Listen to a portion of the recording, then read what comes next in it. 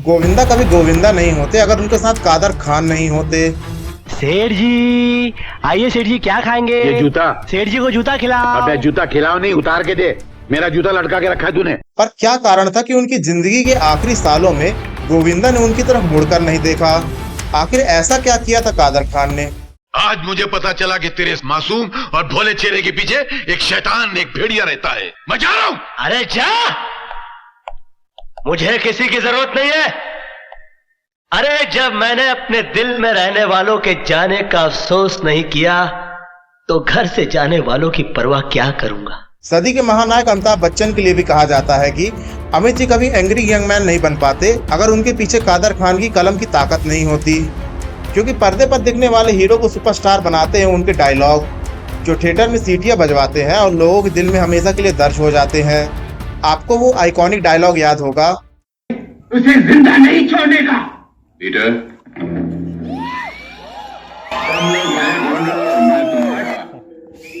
यहाँ इंतजार कर।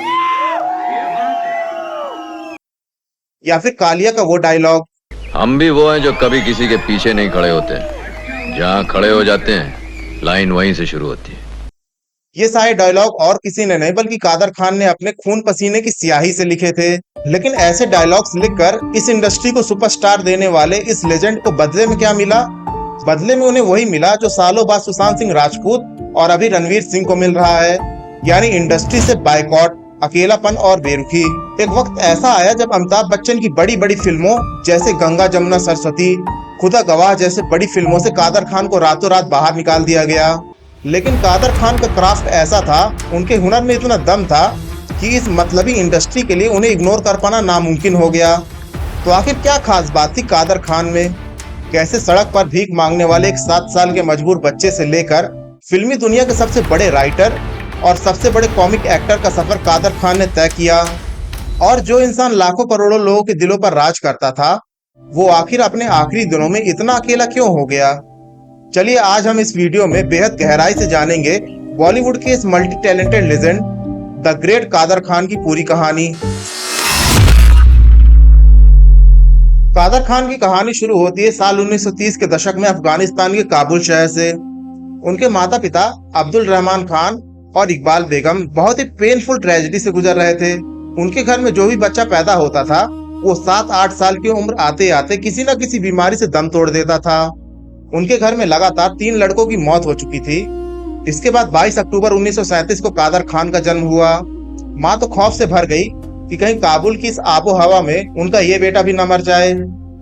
एक माँ की जिद के आगे पिता को झुकना पड़ा और वो एक फौजी गाड़ी में छुपकर करीब 1800 किलोमीटर दूर सपनों की नगरी मुंबई आ गए। लेकिन मुंबई का सफर भी उनके लिए कुछ खास अच्छा था नहीं। मुंबई में उनके हिस्से आया कामाटीपुरा का वो इलाका जहां जुआ, प्रोस्टिट्यूशन, मर्डर, स्मगलिंग जैसी हर काली दुनिया आबाद थी। वहां एक झोपड़ी में गुजर बसर तो शुरू हुई, मगर 2 वक्त की रोटी की लड़ाई जस की तस चलती रही। सर कंधार में तो क्या है कि काबुल में कैसे भी रोटी खा लो, कुछ भी कर लो, जी जाते थे। लेकिन एक शहर में आकर घर के लिए रोटी रोजी नहीं फराहम कर सके सर। इसी फाइनेंशियल प्रॉब्लम के बीच 5 साल की उम्र में कादर खान के माता पिता का तलाक हो गया। जैसे उनकी मां का तलाक हुआ, उनके नाना काबुल से मुंबई आ गए। उनके नाना का मानना था कि इस मुंबई जैसे बड़े शहर में एक तलाकशुदा औरत अकेली नहीं रह सकती।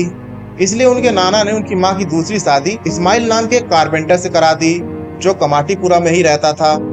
मगर वो सौतेला बाप पूरी तरह से निकम्मा और आलसी था, जो कभी कभार काम पर जाता और कभी कभी हफ्तों घर पर बैठा रहता, जिससे हालत बद से बदतर हो गई।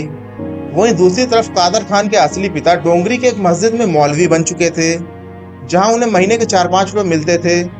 अब घर का चूल्हा जलाने के लिए 7 साल का मासूम बच्चा रोज मीलों पैदल चलकर डोंगरी के उस मस्जिद के बाहर जाकर बैठ जाता, इस आस में कि उसका सगा बाप तरस खाकर उससे 1-2 रुपए दे देगा। लेकिन घंटों तक बैठे रहने और हफ्तों तक इंतजार करने के बाद भी कभी 1 रुपए मिलते तो कभी खाली हाथ लौटना पड़ता। शायद इसीलिए फिल्म रोटी में कादर खान लिखते हैं कि पेट की भूख इंसान से सब कुछ करवा लेती है। जब 7 साल के उस बच्चे को पैसे नहीं मिलते थे तो पेट की आग बुझाने के लिए कादर खान उसी मस्जिद के बाहर खड़े होकर लोगों के सामने भीख तक मांगते थे।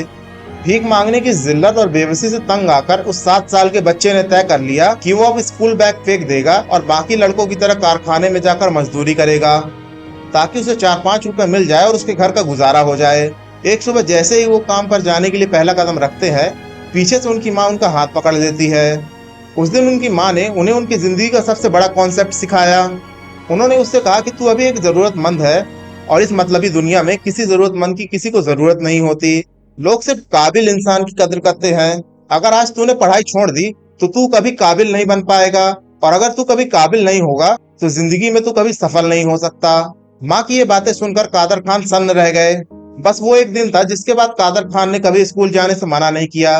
वो सीधे घर से स्कूल जाते और स्कूल से घर आते। मगर कमाटीपुरा के उस डरावने माहौल में उस 8 साल के बच्चे को सिर्फ एक ही जगह पर सुकून मिलता था। वो जगह थी घर के पास बने एक सुनसान कब्रिस्तान में। वो रोज 2 कब्रों के बीच जाकर बैठ जाते और अकेले ही घंटों बड़बड़ाते रहते, खुद से बातें करते रहते। तो मैं 2 कब्रों के बीच में बैठ जाता था और वहां बैठकर पता नहीं क्या क्या बकवास किया करता था सर। असल में उन्हें ह्यूमन नेचर और उसके इमोशंस को ऑब्जर्व करने का जुनून था। वो देखते थे कि कैसे हर इंसान के बोलने का स्टाइल, उसके रोने हंसने का तरीका अलग होता है। कब्रिस्तान के सन्नाटे में वो उन्हीं अलग अलग लोगों के बोलने के तरीके की नकल करते थे। कि जब किसी को देखता था, मैं किसी को अच्छा बोलता हुआ देखता था तो उसका दीवाना हो जाता था कि यार मैं भी ऐसे ही बोलूंगा, और उस वक्त तक दोहराता रहूंगा जब तक मैं उसे अच्छा ना बोल लूं। और ऐसा करने से उन्हें बहुत ज्यादा सुकून मिलता था। पर उनके इस सुकून को भी बहुत जल्द एक अनजान शख्स की नजर लग गई। एक शाम जब वो कब्रिस्तान में अपनी दुनिया में एक्टिंग कर रहे थे, तब अंधेरे को चीरती हुई एक टॉर्च की रोशनी सीधे उनके चेहरे पर आकर लगी। छोटे से कादर सहम गए। तभी टॉर्च थामे उस शख्स ने कड़क आवाज में पूछा, यहाँ क्या कर रहे हो? कादर ने डरते हुए बोला कि दिन में दुनिया को बोलते चालते देखता हूँ, जो याद रह जाता है उसे रात में आकर दोहरा लेता हूँ। टॉर्च मारने वाला शख्स और कोई नहीं बल्कि अशरफ खान थे, जो ड्रामा डायरेक्टर थे। अशरफ खान उस वक्त अपने नए स्टेज प्ले के लिए एक 8 से 10 साल के लड़के को ढूंढ रहे थे, जो प्रिंस यानी शहजादे का रोल निभा सके, और कादर खान ने उनका दिल जीत लिया। इस तरह कादर खान के एक्टिंग की शुरुआत हुई। इस वाक्य को याद करते हुए कादर खान बताते हैं कि जब उन्होंने स्टेज पर उस शहजादे का किरदार निभाया तो शो खत्म होते ही भीड़ ने उन्हें कंधे पर ऐसे उठा लिया जैसे गणेश चतुर्थी पर लोग पापा को घर लाते हैं। उसी वक्त भीड़ के बीच से एक लंबी दाढ़ी वाला बुजुर्ग सामने आया। उन्होंने कादर खान को 100 रुपए का नोट थमाया और कहा, बेटा इसे हमेशा संभाल कर रखना, एक दिन तू बहुत बड़ा आदमी बनेगा। वो पल था जब कादर खान का पहला शो और 100 रुपए मिले। वो थी कादर की जरूरतमंद से काबिल बनने की पहली सीढ़ी। कादर खान ने बाद में एक फिल्म में लिखा था कि पैसा क्या है, पैसा हाथ का मैल है, आज है कल नहीं। लेकिन वो 100 रुपए उनके लिए दौलत नहीं, दुआ थी, एक आशीर्वाद था जो उनकी जिंदगी में हमेशा उनके साथ रहा। कादर खान बताते हैं कि उन्होंने मरते दम तक उस 100 रुपए के नोट को संभाल कर रखा। इस पहले नाटक से मिले प्यार ने कादर खान के भीतर एक भरोसा जगा दिया कि उनकी असली दुनिया यही है। इसी दीवानगी के बीच उन्होंने मैट्रिक पास की और मुंबई के इस्माइल यूसुफ कॉलेज में एडमिशन ले लिया। एक दिन क्लास में उनका दोस्त दौड़ता हुआ आया और उन्हें जबरदस्ती खींचकर कॉलेज में चल रहे नाटक के ऑडिशन में ले गया। ऑडिशन ले रहे थे मशहूर डायरेक्टर रमेश जमींदार। उन्होंने कादर खान को पहला पेज पढ़ने के लिए दिया। कादर ने उन्हें सारे डायलॉग पढ़कर सुनाए। फिर उन्होंने दूसरा पेज पढ़ने को कहा, फिर तीसरा पेज पढ़ने को कहा, और इस तरह पूरी की पूरी कहानी ही पढ़वा ली। इसके बाद डायरेक्टर बोले कि तेरी इस साफ और बेबाक जुबान के लिए मैं तुझे इस नाटक में एक फकीर का रोल देता हूँ। चूंकि कादर पहले तारीफें बटोर चुके थे, इसलिए इस बार उन्होंने एक बड़ा और निडर कदम उठाया। 2 दिन बाद वो सीधे डायरेक्टर के केबिन में गए और बोले, सर जब मैं ये पूरी स्क्रिप्ट पढ़ता हूँ तो मुझे इसमें कुछ झोल नजर आता है। मुझे ऐसा लगता है कि लिखने वाले ने इसमें कुछ चीजें छोड़ दी हैं, ये कुछ अधूरा अधूरा सा लगता है। डायरेक्टर ने बोला, मुझे भी कुछ ऐसा ही लगता है, अगर तुझे ऐसा लगता है तो जा इसे ठीक कर ला। कादर खान तुरंत कॉलेज की कैंटीन में पहुंचे और वहां अकेले बैठकर 4 घंटे में उस पूरे हिस्से को अपनी कल्पना से रीराइट कर दिया। जब उन्होंने वो नई स्क्रिप्ट डायरेक्टर को सुनाई तो डायरेक्टर भावुक हो उठा और उसने कहा कि तूने मुझे आज खुश कर दिया, आज से ये पूरा प्ले तेरा हुआ। इस तरह कादर खान के नाम पर उनका पहला ऑफिशियल नाटक लिखा गया, जिसका नाम था ताश के पत्ते। अब कादर खान इस प्ले को पूरी मुंबई में परफॉर्म करने लगे, जिससे उन्हें रॉयल्टी के तौर पर पैसे भी मिलने शुरू हो गए। यहाँ एक गौर करने वाली बात यह थी कि कादर खान अपनी कीमत जानते थे। उस जमाने में जब लोग रॉयल्टी के लिए 25 रुपए लेते थे, कादर खान 50 रुपए लेते थे। इसके अलावा वो ड्रामा डायरेक्शन की भी 200 रुपए लेते थे। ये रॉयल्टी मिलना कादर के काबिल बनने की दूसरी सीढ़ी थी। और अच्छी बात यह है कि कादर ने खुद की कीमत पहचान ली थी। लेकिन कामयाबी की इस दूसरी सीढ़ी के बाद कादर खान के सामने एक ऐसी सीढ़ी आने वाली थी जहां उनके हुनर का नहीं बल्कि उनके खुद की भूख और किस्मत का इम्तिहान होना था। जहां एक झटके में उन्हें नौकरी से निकाल दिया गया और वो सड़क पर आ गए। अब कादर खान की जिंदगी में पढ़ाई और थिएटर तो किरारों की तरह चल रहे थे। नाटकों का ये सिलसिला यूं ही बढ़ता रहा और इसी कड़ी मेहनत के बीच कादर खान ने अपने मैकेनिकल इंजीनियरिंग की डिग्री भी हासिल कर ली। अब टाइम था काबिलियत की तीसरी सीढ़ी चढ़ने का। एक आम आदमी का सपना क्या होता है? एक छोटी सी नौकरी हो, एक छोटा सा घर हो और एक छोटा सा प्यारा सा परिवार हो। कादर खान का भी यही सपना था कि एक नौकरी और जिंदगी स्टेबल बन जाएगी। पढ़ाई खत्म होने के बाद उन्होंने शाह कंस्ट्रक्शन में एक इंजीनियर की नौकरी शुरू की, पर बदकिस्मती से उन्हें वहां से निकाल दिया गया। लेकिन उनकी काबिलियत की तीसरी सीढ़ी बना उनका ही कॉलेज। नौकरी से निकाले जाने के बाद वो मायूस होकर अपनी कॉलेज की सीढ़ियों पर बैठ गए।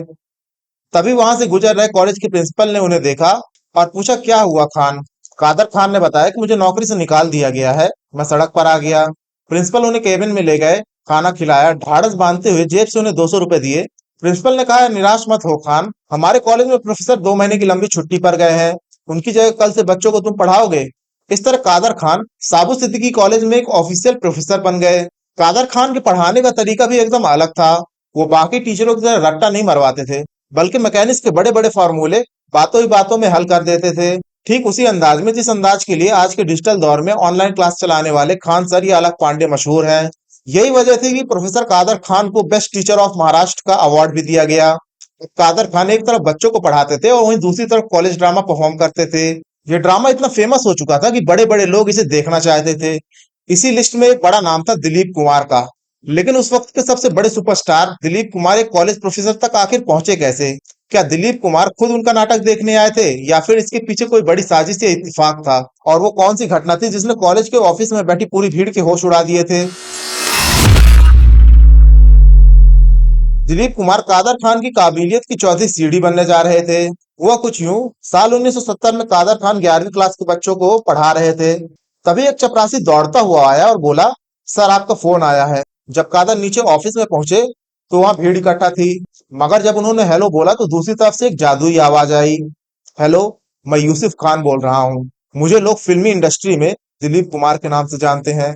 ये सुनते ही कादर खान की सिट्टी पिट्टी गुल हो गई, उनके हाथ से फोन छूटते छूटते बचा। तभी दिलीप कुमार ने बात को आगे बढ़ाते हुए कहा, जनाब आपके ड्रामे की बहुत तारीफ सुनी है, मैं उसे देखना चाहता हूँ। इधर कादर खान फूले नहीं समाये और कहने लगे, दिलीप साहब आपने मुझे सीधे फोन कर दिया, ये मेरी खुशकिस्मती है। दिलीप कुमार की और तारीफ करते हुए कादर खान ने इसमें कुछ लाइनें जोड़ी, जिसमें थी 2 शर्तें। पहली शर्त यह थी कि आपको ड्रामा शुरू होने से पहले आना होगा, क्योंकि ड्रामा शुरू होने के बाद हम गेट नहीं खोलते। और दूसरी शर्त थी आपको ड्रामा पूरा देखना होगा। दिलीप कुमार ने हंसते हंसते दोनों शर्तें मान ली। दिलीप कुमार आए और पूरा नाटक देखा। नाटक खत्म होने के बाद दिलीप कुमार की आंखें रो रो कर लाल हो चुकी थी। उन्होंने मंच पर आकर कहा कि मुझे नहीं पता था कि ड्रामा में भी ऐसा जादू हो सकता है। मैं चाहता हूं कि आप अगले हफ्ते शुरू होने वाली मेरी फिल्म सगीना महतो में काम करें। उसके अगले हफ्ते फिर एक फिल्म शुरू हो रही है बैराग, उसमें भी आप काम करें। दिलीप कुमार की बदौलत कादर खान को सगीना महतो और बैराग मिल चुकी थी। इस कारण अब इंडस्ट्री में उन्हें लोग जानने लगे थे। इसी कारण अब उन्हें बड़े बड़े डायरेक्टर्स अप्रोच करने लगे थे। डायरेक्टर राजेंद्र सिंह बेदी, जो रजत बेदी के पापा हैं, उन्होंने कहा, मैं एक फिल्म बना रहा हूं जवानी दीवानी नाम से, उसके डायलॉग तुम लिखो। कादर मान गए। राजेंद्र बेदी ने कादर खान को कहानी सुनाई और कहा, हम ये पोर्शन अगले महीने शूट करेंगे, तब तक तुम सारे डायलॉग लिख कर लाओ। अब कादर खान के अंदर काम करने की भूख इतनी ज्यादा थी कि वो तुरंत ट्रेन पकड़कर क्रॉस मैदान पहुंच गए और वहां उन्होंने 4-5 घंटे बैठकर सारे डायलॉग लिख डाले। शाम को जब वो वापस राजेंद्र बेदी के पास पहुंचे तो सब पीकर टाइट थे। राजेंद्र बेदी को लगा कि ये फिर से कहानी पूछने आया है, इसलिए उन्होंने कादर खान को गाली देते हुए कहा कि क्यों तुझे कहानी सुबह समझ में नहीं आई थी। कादर खान को ये बात अच्छी नहीं लगी और उन्होंने राजेंद्र बेदी से पूछा कि आपने मुझे गाली क्यों दी? मैं तो आपको यहाँ डायलॉग सुनाने आया था, मैंने सारे डायलॉग लिख लिए हैं। कादर खान की इस बात को सुनकर सब चौंक गए। राजेंद्र बेदी बोले, हम अगर किसी को सीन लिखने को देते हैं तो वो महीने भर बाद लाता है, तुम तुरंत ही आ गए। अब बारी थी डायलॉग सुनाने की। जब कादर खान ने डायलॉग पढ़ना शुरू किया तो सबके नशे उतरने लगे। पहले राजेंद्र बेदी उठकर बैठे, फिर रणधीर कपूर और फिर बाकी सब। वो लोग डायलॉग सुनकर इतने खुश हो गए कि बोले कि इस पोर्शन को अगले हफ्ते ही कर डालो। इस तरह राजेंद्र बेदी की जवानी दीवानी शुरू हुई और कादर खान को इसके लिए 1500 रुपए मिले। और सिर्फ इतना ही नहीं, इन लोगों ने हल्ला मचा दिया कि इंडस्ट्री में एक जीनियस राइटर आया है। इंडस्ट्री में नया जीनियस राइटर तो आ गया था, लेकिन इस नए राइटर के सामने बॉलीवुड का वो सबसे खूंखार और सनकी डायरेक्टर खड़ा होने वाला था, जो फ्लॉप स्क्रिप्ट लिखने वालों के कागज की बत्ती बनाकर उनके मुंह में मार देता था। एक ऐसा डायरेक्टर जिसने कादर खान को बर्बाद करने की धमकी तक दे डाली थी। कादर खान के राइटर होने का हल्ला उस वक्त के दिग्गज डायरेक्टर मनमोहन देसाई के कानों पर पहुंचा। मनमोहन देसाई उस वक्त फिल्म रोटी बना रहे थे। इसके लिए जब उन्होंने कादर खान से बात की तो उन्हें बताया कि देखो, मैं डायलॉग में मुहावरे डालने वालों से परेशान हो चुका हूँ। तू मेरी फिल्म में मुहावरे नहीं लिखना, अगर गाली लिख सकता है तो बता, अगर वो अच्छा लगेगा तो मैं तुझे सर पर बिठाऊंगा, वरना तेरे ही कागज की बत्ती बनाकर तेरे मुंह में डाल दूंगा। ये टास्क थोड़ा मुश्किल था क्योंकि क्लाइमैक्स लिखना था, लेकिन कादर खान ने इस टास्क को चैलेंज की तरह लिया। कादर ने पूरी रात जागकर स्क्रिप्ट लिखी। सुबह जब उन्होंने देसाई को स्क्रिप्ट सुनाई तो वो इतने खुश हो गए कि अपनी वाइफ तक को स्क्रिप्ट सुना डाली। इसके बाद देसाई कादर से बोले, यार तू बड़ा राइटर है, पता कितने पैसे लेगा? कादर बोले, मैंने अभी नाडियाड वाला से 25,000 रुपए लिए हैं। ये सुनते ही देसाई बोले, मैं तुझे 1,21,000 रुपए दूंगा, जो कि आज की डेट में 50 लाख रुपए के बराबर होते हैं। ये थी उनकी काबिलियत की फाइनल सीढ़ी, जहां उन्होंने जरूरतमंद होने से काबिल बनने का सफर पूरा कर लिया था। कादर खान अब इंडस्ट्री के सबसे महंगे और बड़े राइटर बन चुके थे। पैसा, शोहरत, इज्जत सब उनके कदम चूम रही थी। लेकिन तभी उनकी जिंदगी में एक ऐसे इंसान की एंट्री हुई जिसने कादर खान के हाथ से कलम छीनकर उनके चेहरे पर एक ऐसा ठप्पा लगा दिया जिससे खुद कादर खान की रूह कांप उठी। एक ऐसा ठप्पा जिसने उन्हें हीरो से खलनायक बना दिया। ये बात है उस समय की जब डायरेक्टर प्रकाश मेहरा फिल्म खून पसीना बना रहे थे, जिसमें उन्होंने कादर खान को विलन का रोल दिया। यही समय था जब कादर खान ने विलन के रूप में अपना खौफनाक अंदाज दिखाया। इन्हीं प्रकाश मेहरा के घर अमिताभ बच्चन का आना जाना था, जहां कादर खान की मुलाकात अमिताभ बच्चन से हुई और दोनों में अच्छी गहरी दोस्ती हो गई। फिल्म अदालत में अमिताभ बच्चन के पैरेलल कादर खान को इंस्पेक्टर का रोल मिला। साल 1977 में खून पसीना रिलीज हुई और उसके एक हफ्ते बाद अदालत फिल्म भी रिलीज हुई। जनता ने इंस्पेक्टर के रोल में उन्हें खूब सराहा, मगर खून पसीना ने उन्हें एक अलग पहचान दे दी। खून पसीना में कादर के विलन के किरदार को देखकर लोग कहने लगे, इंडस्ट्री में विलन नहीं है तो विलन का रोल यही करेगा। यानी यहाँ से कादर खान पर विलन का ठप्पा लग गया। तो जिस फिल्म को मैं लिखता था उसमें विलन का रोल मुझे ही करना पड़ता था। विलन का ठप्पा इतना गहरा था कि पूरा देश उनसे नफरत करने लगा था। लेकिन क्या आप जानते हैं कि जिस विलन के खौफ से थिएटर कांपते थे, उसने अचानक विलन का रोल करना हमेशा के लिए क्यों छोड़ दिया? उसके पीछे कोई फिल्मी वजह नहीं थी, बल्कि उनके अपने घर की एक लड़ाई थी जिसने कादर खान को अंदर से झंझोर कर रख दिया था। आखिर क्या हुआ था उनके बच्चों के साथ? ये बात तब की है जब एक फिल्म अनाउंस हुई, हिम्मत वाला, जो कि साउथ की एक फिल्म का हिंदी रीमेक थी। बॉलीवुड की पुरानी आदत है रीमेक बनाने की। कादर खान को जिम्मेदारी मिली इस फिल्म की हिंदी अडेप्टेशन का। उन्होंने स्क्रिप्ट लिख कर उसे कैसेट में रिकॉर्ड करके डायरेक्टर को दे दिया। डायरेक्टर ने जब उस कैसेट को सुना तो कहा कि मुनीम का रोल तुम करोगे और कोई नहीं करेगा। उस वक्त कादर खान ज्यादातर विलन के रोल करते थे। कादर ने वो रोल एक्सेप्ट कर लिया और इस तरह कादर खान ने कॉमेडी शुरू की। लेकिन विलन का रोल छोड़ने के पीछे जो कहानी है वो ये है कि कादर खान ने बताया था कि विलन का रोल में वो मार खाते थे, बेइज्जत होते थे, जिसकी वजह से उनके बच्चों को स्कूल में चिढ़ाया जाता था। कई बार बच्चों के स्कूल में फाइट भी हुई। उनकी वाइफ ने भी कहा कि अब बच्चे बड़े हो रहे हैं, उन्हें अपने पिता को पिटते हुए देखना पसंद नहीं है। उनके स्टूडेंट्स भी कहते थे, सर हम आपको अपना आइडियल मानते हैं, अपना गुरु मानते हैं, अपने गुरु को पिटते हुए हम कैसे देख सकते हैं? बस इसी वजह से उन्होंने विलन का रोल करना छोड़ दिया। कादर खान ने इस तरह विलन का रोल छोड़ दिया और समाज के लिए एक नई मिसाल बन गए। लेकिन जिस अमिताभ बच्चन को उन्होंने अपने शब्दों की ताकत से शहंशाह और सिकंदर बनाया था, उसी अमिताभ के साथ उनकी दोस्ती में एक ऐसी दरार आने वाली थी जिसकी वजह सिर्फ एक मामूली सा शब्द था।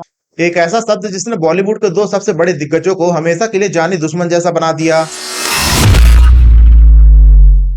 कहा जाता है कि अमिताभ बच्चन को स्टार बनाने में अगर किसी का हाथ है तो है कादर खान का। अमिताभ बच्चन के एंग्री यंग मैन वाली इमेज में बहुत बड़ा कंट्रीब्यूशन उनके डायलॉग्स का है जो कादर खान ने लिखे। फिल्म मुकद्दर के सिकंदर में अमिताभ बच्चन को डायलॉग डिलीवरी में कुछ दिक्कत आ रही थी, तो कादर खान ने उन्हें कैसेट में रिकॉर्ड करके उनके डायलॉग्स दिए। अमिताभ रात भर उन कैसेट्स को सुनकर प्रैक्टिस करते रहे और वही डायलॉग दुनिया की जुबान पर चढ़ गए। अपने मकान को उनके मकान से ऊंचा बनवाया होता तो उनका रहा सहा गरूर भी खाक में मिल जाता। नहीं लिफाफली, मकान ऊंचा बनाने से इंसान ऊंचा थोड़ी हो जाता है। आज अगर मैं अपना मकान इनके मकान से ऊंचा बनवाता तो लोग कहते दौलत आने के बाद सिकंदर का सिर घमंड से भर गया, और घमंड भरा सिर ज्यादा दिन ऊंचा नहीं रहता, मेरा टूट के पैरों में आ जाता है। अमिताभ बच्चन और कादर खान की दोस्ती काफी गहरी थी, पर एक टाइम आया जब इंदिरा गांधी की मौत के बाद अमिताभ बच्चन पॉलिटिक्स में चले गए। जब वो सांसद बनकर लौटे तो उन्होंने अपनी पीआर करवानी शुरू कर दी। एक दिन मूवी के सेट पर किसी ने कादर खान को कहा कि आप अमिताभ को सर जी बुलाएं। कादर खान ने कहा कि नहीं, वो मेरे लिए अमित है, मैं उसे सर जी क्यों बुलाऊं? इस तरह कादर खान ने अमिताभ बच्चन को सर जी कहने से साफ साफ मना कर दिया। उस वक्त सबने अमिताभ को सर जी बोलना शुरू कर दिया था, पर कादर खान को यह बात अच्छी नहीं लगी। एक आदमी ने मुझे सिर्फ इसलिए अवॉइड किया कि मैंने सर जी नहीं कहता, और मैंने सर जी उनको इसलिए नहीं कहा कि मैंने उनको हमेशा अमित बोला है। इसके बाद फिल्म गंगा जमुना सरस्वती और खुदा गवाह से अचानक से कादर खान जी को निकाल दिया गया। कादर खान का मानना था कि राजनीति वो दलदल है जहां साला बेदाग इंसान भी अगर पैर रख दे तो काला हो जाता है। अमिताभ बच्चन और कादर खान की दोस्ती यहीं पर खत्म हो गई थी। इस वक्त अमिताभ बच्चन क्या सोच रहे होंगे ये आज तक किसी को नहीं पता, लेकिन कुछ ही सालों बाद उनको ये जरूर मालूम चल गया था कि कादर खान का नया जोड़ीदार गोविंदा है। मारपीट से दूर बॉलीवुड के भीतर गोविंदा ने हंसी ठहाकों की ऐसी लहर दौड़ाई कि हर कोई इसमें बहता गया। गोविंदा खुद कहते हैं, मेरी जिंदगी में मेरे पेरेंट्स के आशीर्वाद के अलावा जिन चंद हाथों ने मुझे तराशा उनमें सबसे बड़ा हाथ कादर खान जी का है। मैं सिर्फ ये कहूँगा कि ना खिलखिला के हंसते न मुस्कुराते, हम पे यूं मेहरबान नहीं होते, गोविंदा गोविंदा नहीं होते अगर उसके साथ कादर खान नहीं होते। अरे कादर खान और गोविंदा ने साथ में लगभग 40 फिल्में की। दोनों की केमिस्ट्री ऐसी थी कि गोविंदा बिना स्क्रिप्ट पढ़े सीन कर देते थे और उन्हें देखकर Kader Khan on spot dialogue लिख देते थे। कादर खान अगर गोविंदा को बेटे जैसा मानते थे तो उन्हें डांट भी लगाते थे। शायद इसीलिए कादर खान को गोविंदा से एक उम्मीद थी कि वो अपनी लाइफ में अपने करियर में फिल्में करते रहेंगे, पर गोविंदा ऐसा नहीं कर पाए। वो अपनी गुरु की उस उम्मीद पर खरे नहीं उतरे और इसीलिए गोविंदा कादर खान की इज्जत तो बहुत करते थे, प्यार भी बहुत करते थे, पर वो कादर खान के आखिरी समय में उनसे कभी बात करने की हिम्मत नहीं जुटा पाए। और इंसान को खोने के लिए भी सबसे ज्यादा दुख उसी के लिए होता है जिससे वो सबसे ज्यादा प्यार करते हैं, और गोविंदा अपने करियर के साथ ऐसा करेंगे इसकी उम्मीद खुद कादर खान को भी नहीं थी। कादर खान अपने आखिरी सालों में बुजुर्गों की कंडीशन पर सीरियस फिल्म बनाना चाहते थे, लेकिन बदलते फिल्म बिजनेस की वजह से ये प्लान पूरा नहीं हो पाया। लेकिन दुख की बात है कि उनके साथ इंडस्ट्री ने इंसाफ नहीं किया। उन्होंने 2003 के बाद मूवीज में काम करना बंद कर दिया क्योंकि उनकी हेल्थ खराब होनी शुरू हो गई थी।